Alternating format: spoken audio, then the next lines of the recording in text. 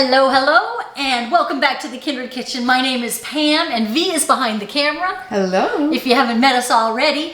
And if you haven't been here before, make sure you go down and subscribe. I'll get that in now, you know, because you have to say that every video. Go down and subscribe so that you know every time we're coming out with a new recipe. This is our 25 days of Christmas, so we will have one every day from the 1st December to the 25th of December. So you can look forward to all our new holiday recipes. Today we are going to be making a kind of masala chai. This is such a, how does V say it? A hug in a mug. So that's what we're making, a hug in a mug today. And let me just show you the ingredients and then we'll run through how to make it. This is about a 1 to 1.5 inch piece of ginger, and these measurements are not exact. Feel free to adapt to your taste. I have some raw sugar here, and I'm going to use about a 1/2 cup of that. I have nutmeg. I'm just going to put a dash of that in, maybe 1/4 teaspoon. I have ground cardamom, 1.5 teaspoons of ground cardamom, 1.5 teaspoons of vanilla.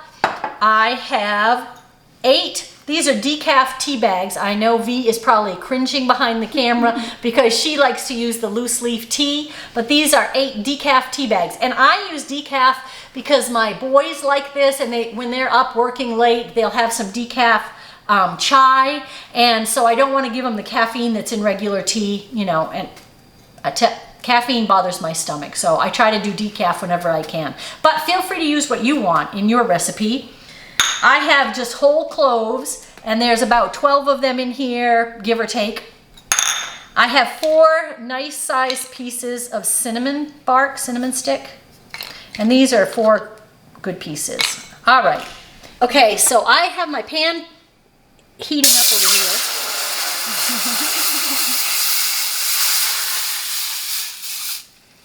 And that's 2 quarts of water. I usually do 2 quarts because I know it'll fit back into my jar. So you store the concentrate? Yeah.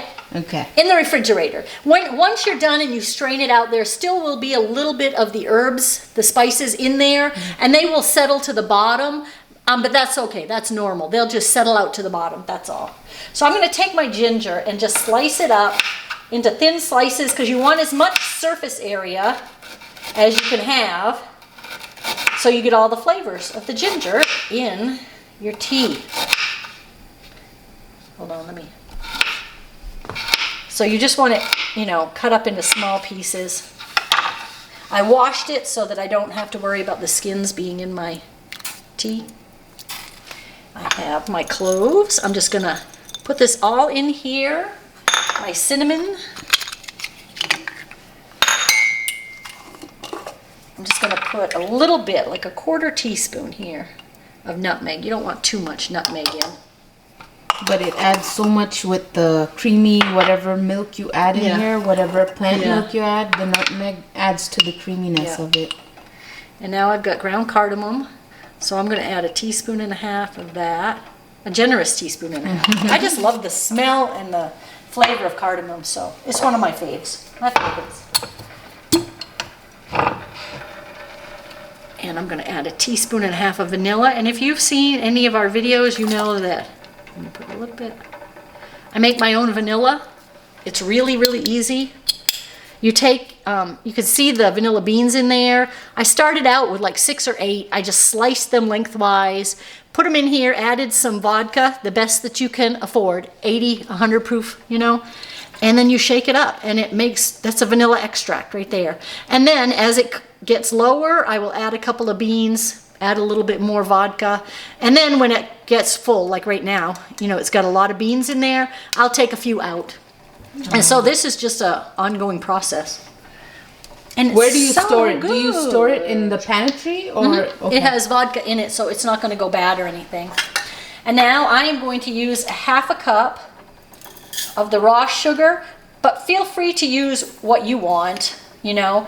I didn't want to use maple syrup because I didn't want it to have that mapley flavor, but I am going to put maple syrup like on the table with it, so that if somebody wants it sweeter, because remember this 1/2 cup is for 2 quarts. So if somebody wants it sweeter, they can always add a little maple syrup to it. And now I'm just going to give this a quick stir, and we're going to let this come up to a boil. Then I will turn it back. Once it's boiling, I will turn the heat back. I will let it boil for 5 minutes, and then we'll be back. Right, our 5 minutes are up, and I've stirred this just a couple of times because I want to make sure the sugar is all dissolved in here. And I am going to turn it off now. It smells amazing. And then I'm going to toss in my tea bags. Now, if you don't have tea bags, how many? You could use about, I would use like 3 tablespoons, 2 to 3 tablespoons of loose leaf dry tea. Okay. You know, usually a tea bag has about 1.5 teaspoons in it. Yeah.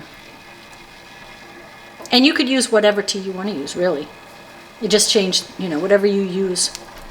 Yeah. And I did want to say that you could use cardamom pods. You'd probably need like 6, 7 cardamom pods, and you'd have to, you know, break them open. You'd have to mash them up before you use that. But you could certainly do that, and you can adjust the spices, you know, to suit your needs. There's something else. Okay, so this is just going to sit here in the hot water for about 10 minutes now. You can up to 10 to 15 minutes.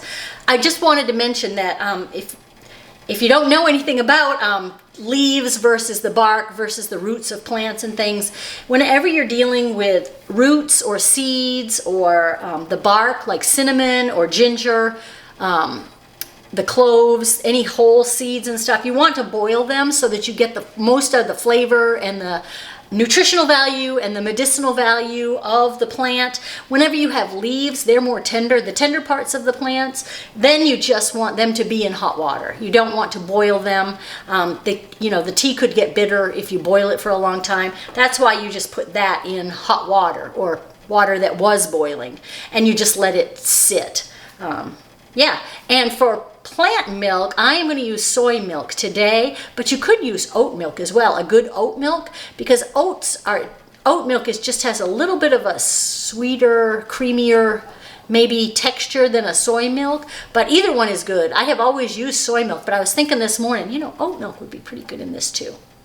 And I just keep this in the refrigerator in my 2-quart jar,